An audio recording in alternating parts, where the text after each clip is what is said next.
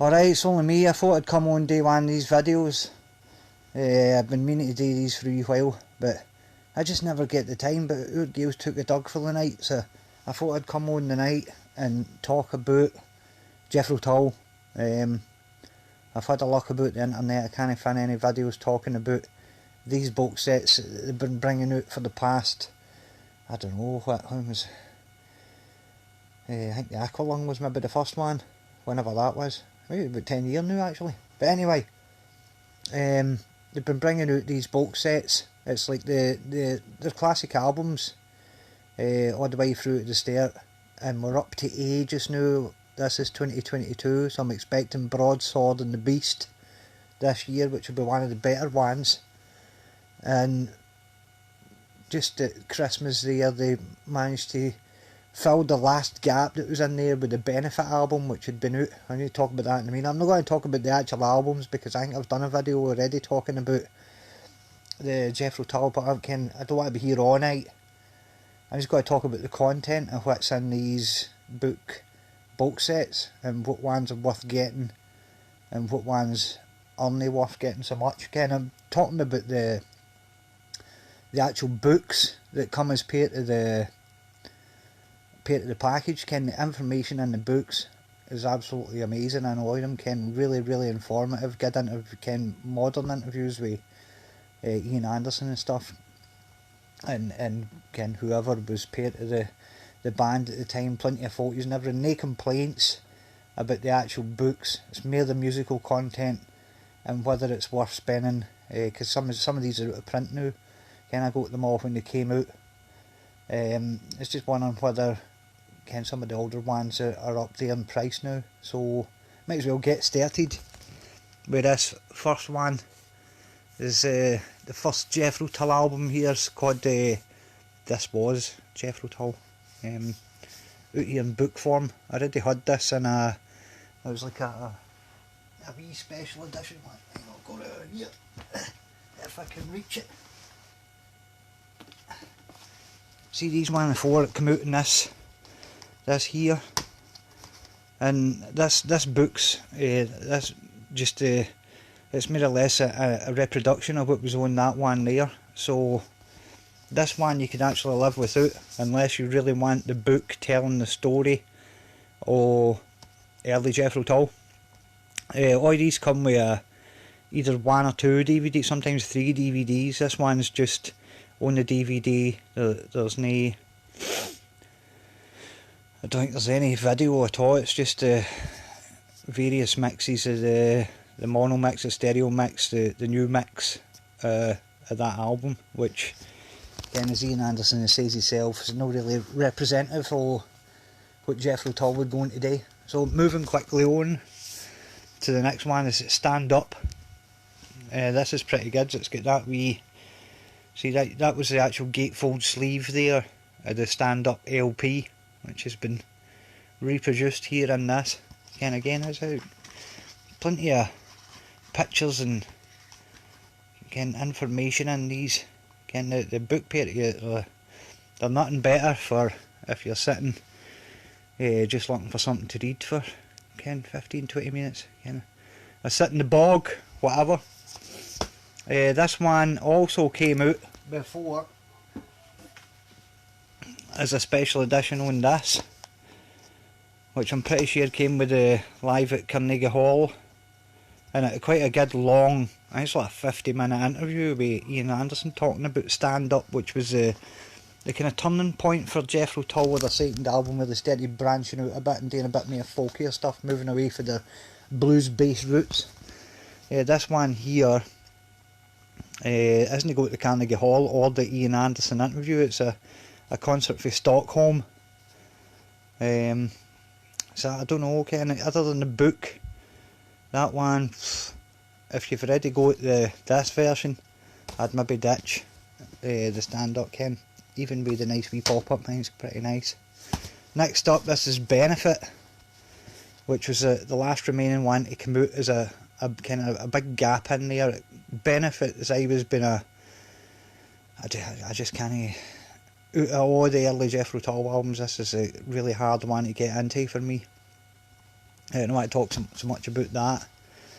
The actual content here, what we've got in here, is actually really good, because it's got two different concerts here. One of them's in mono, I think it's with a soundboard tape, and a couple of DVDs, one of which has got a concert for 1970 on there. I think it's live in Tanglewood.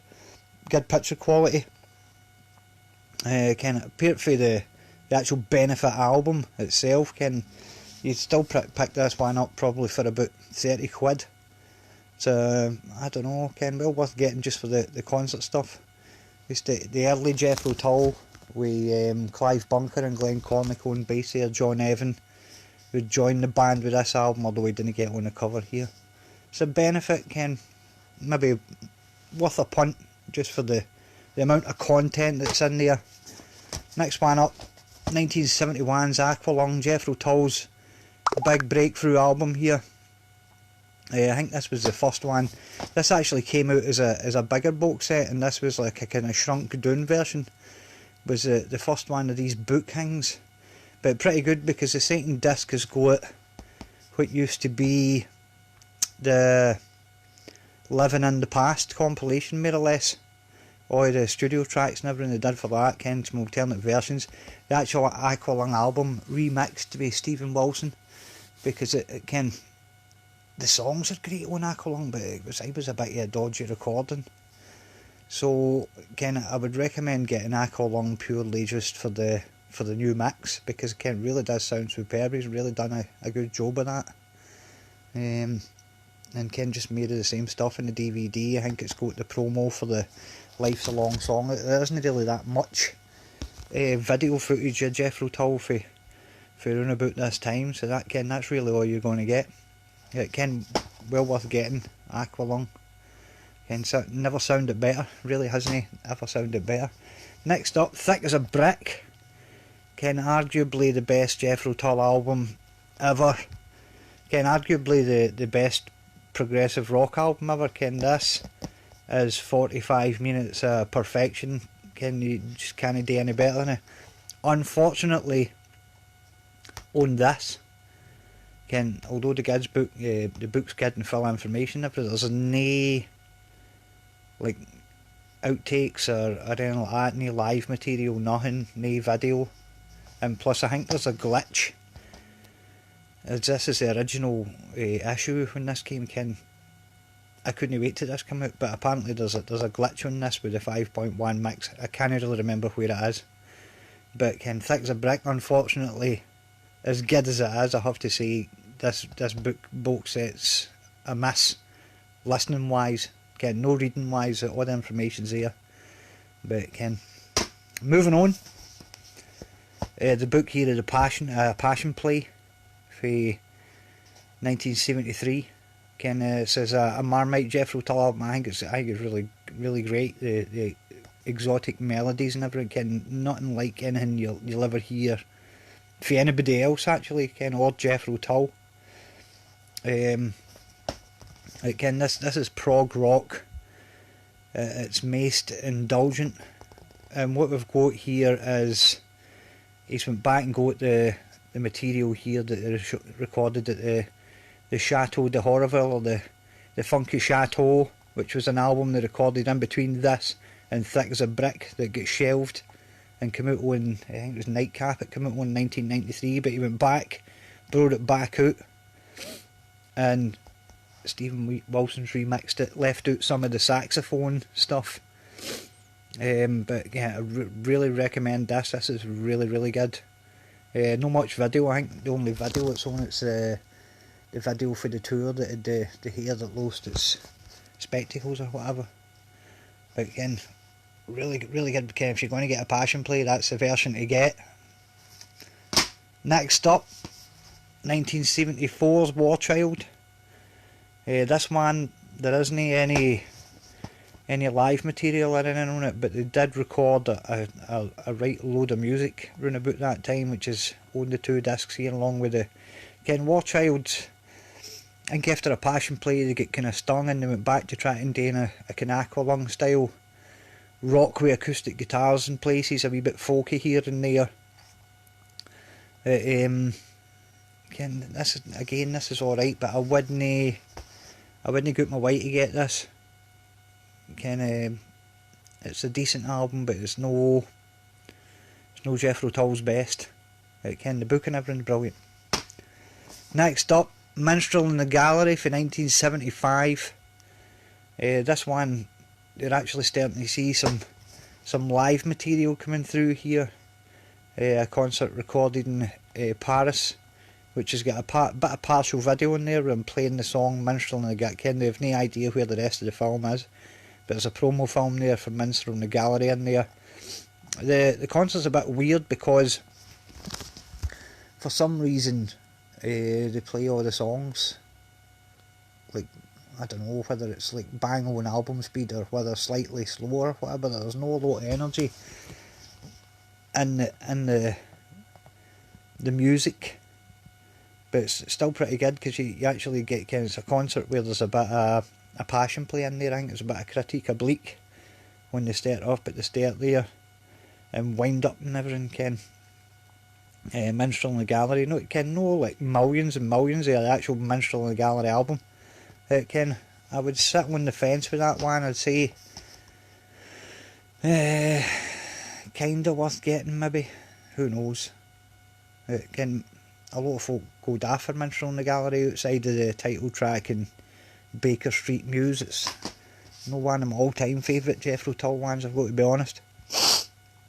Next one up here is Too Old to Rock and Roll, Too Young to Die for 1976.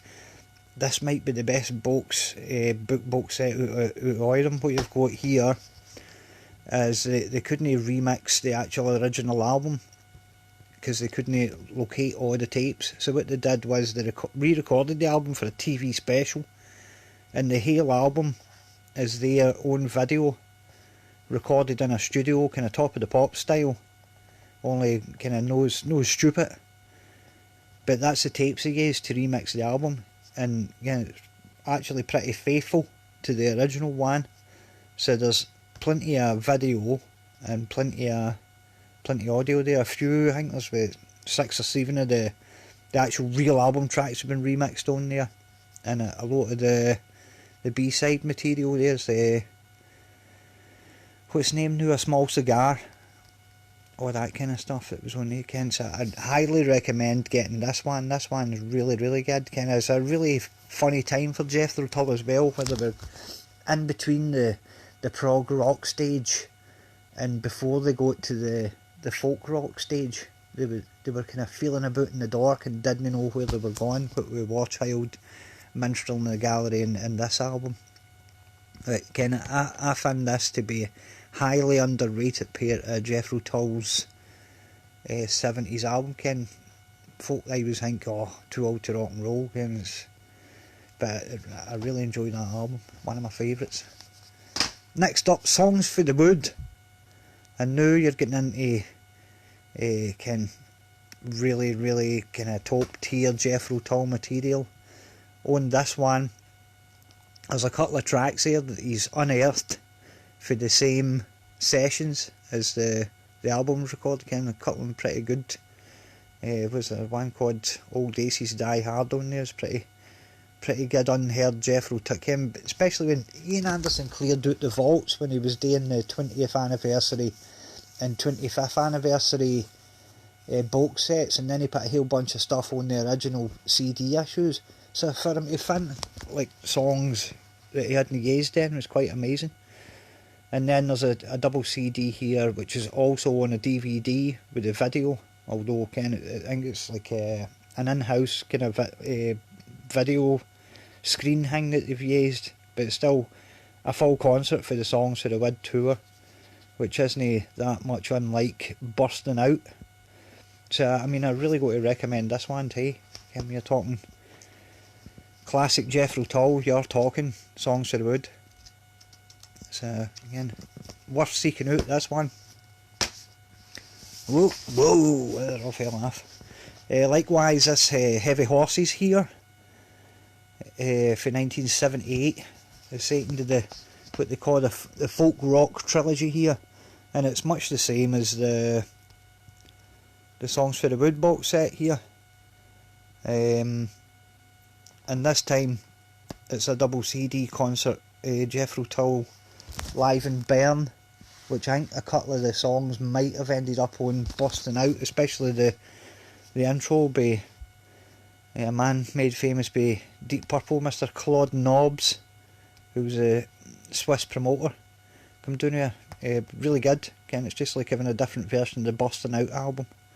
Again, cracking pictures and everything in the booklet there, which meant we never got a book box set Busting Out, so I don't know whether that's maybe something for later on, or whether they just decided there's that much live material on these that there's no call for it. Stormwatch, this one came out, when is this, 1979, so I'm thinking this must have come out in 2019. Stormwatch, a funny album, kind of a couple of boring songs, but the artwork on here, really good. I've no time for stuff like the Flying Dutchman. I guess I just can't get the song Flying Dutchman, although Dark Ages is brilliant. I'm pretty sure Iron Maiden must have been listening to the song Dark Ages at some point.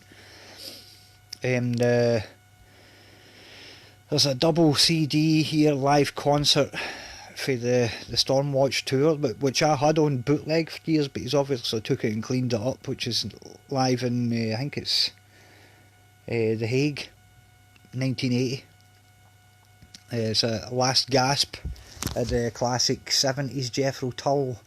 John Evans, Martin Barr, I think it was Dave Pegg on bass by this time, along with Barry Barlow on the drums, and David Palmer, now D Palmer, who's had a sex change since then.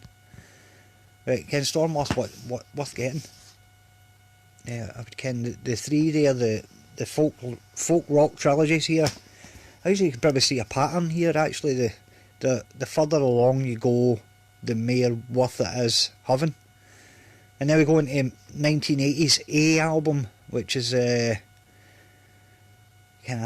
it controversial now? I don't know, Ken, as I was just saying there, but the classic 70s lineup.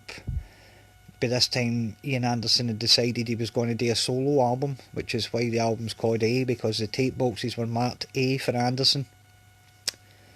And he had got a completely different band in. Ken had kept Dave Pegg, who hadn't actually appeared on any Jethro Tull albums. A guy called Mark Cranny on the drums. And Eddie Jobson, who had been in UK and affiliated with King Crimson, Roxy Music, Curve Deer, that kind of thing.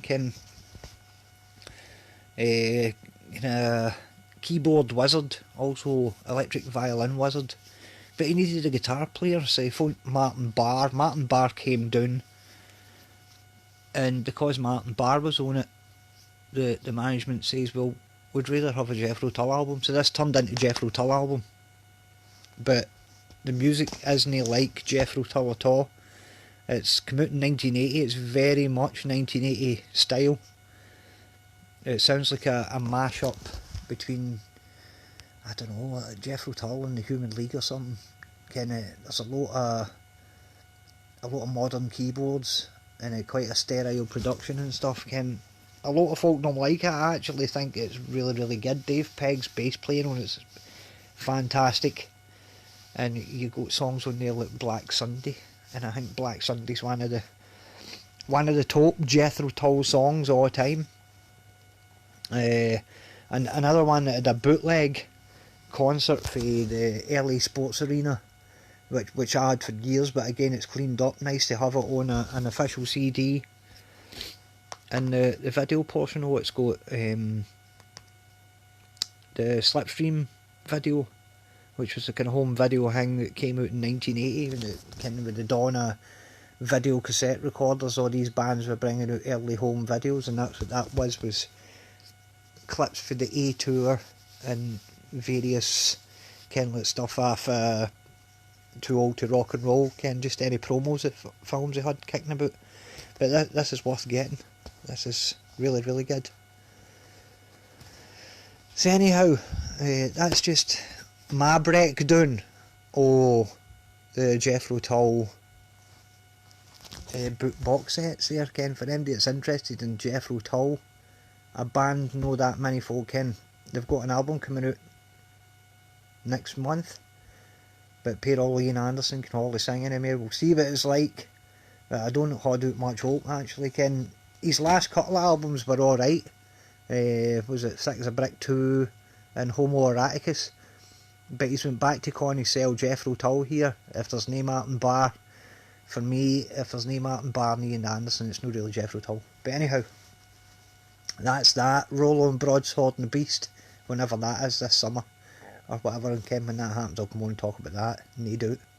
But thanks for sitting and listening, Ken. It's no often on a Monday night you get to sit and listen to somebody talking about Jethro Tull for half an hour. Right, well, enjoy the rest of the night. I'll see you later. Ta-ta.